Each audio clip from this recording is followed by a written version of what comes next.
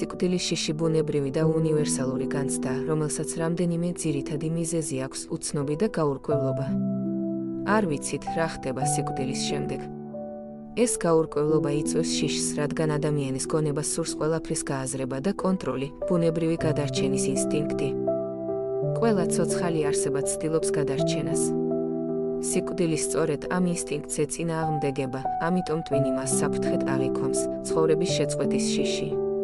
ბევრი ადამიანი განიცდის, რომ სიკვდილი ნიშნავს ყველა შესაძლებლობის დასრულებას, ოცნებების, მიზნების და ურთიერთობების დასასრულს. ტკივილისა და ტანჯვის შიში. ხშირად სიკვდილი ასოცირდება ფიზიკურ ან ემოციურ ტკივილთან, რაც დამატებით შფოთვას იწვევს, საყვარელი ადამიანების დატოვება. სიკვდილი არ არის მხოლოდ პირადი მოვლენა, ის გავლენას ახდენს ახლობლებზეც. ხშირად უფრო გვაშინებს ის, თუ როგორ იმოქმედებს ჩვენი სიკვდილი მათზე. რელიგიური ან ფილოსოფიური შეხედულებები.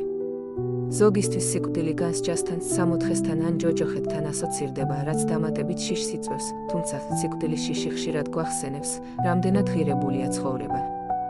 ზოგიერთი ფილოსოფოსი და ფსიქოლოგი თვლის, რომ ამ შიშთან შეჯახება გვაძლევს შესაძლებლობას შევიყვაროთ ყოველი დღე და მაქსიმალურად შევიგრძნოთ ცხოვრების სილამაზე. შენ როგორ ფიქრობ, სიკვდილის შიში უფრო დაბრკოლებაა თუ მოტივაცია? Dredi.com, ქართული სოციალური ქსელი.